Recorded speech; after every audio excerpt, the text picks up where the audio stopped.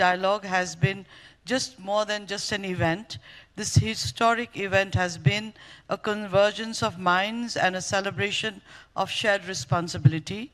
I am happy to state that this Samvad has evolved as a platform to make yet another powerful call that climate justice demands an enhanced and comprehensive level of support to the most climate vulnerable countries which are on the forefront of global catastrophe.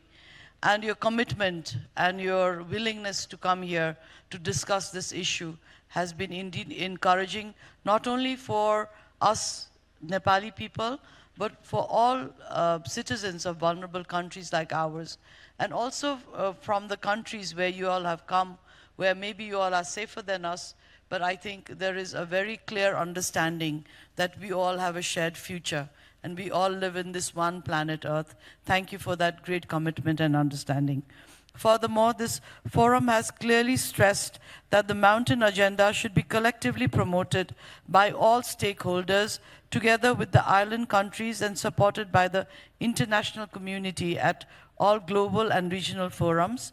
This Samvad has shown that dialogue can cross borders, geographies, generations and disciplines, just as Sagarmatha stands tall, reminding us of our resilience. Let the outcomes of this Samvad remind us of our resolve. It is beyond a doubt that mountain issues need to be highlighted in all relevant UN processes like climate change, water, energy, food security, SDG high-level forums, and even the forums for peace. So we would like to take the mountain agenda to the development finance institutions and all other relevant regional and global development forums to sensitize the global community about the climate change impacts on mountains and the global consequences of melting glaciers and water-induced disasters and the destruction of lives and livelihoods and their culture far beyond the mountains. We count on your strong support in taking forward this agenda in the days forward.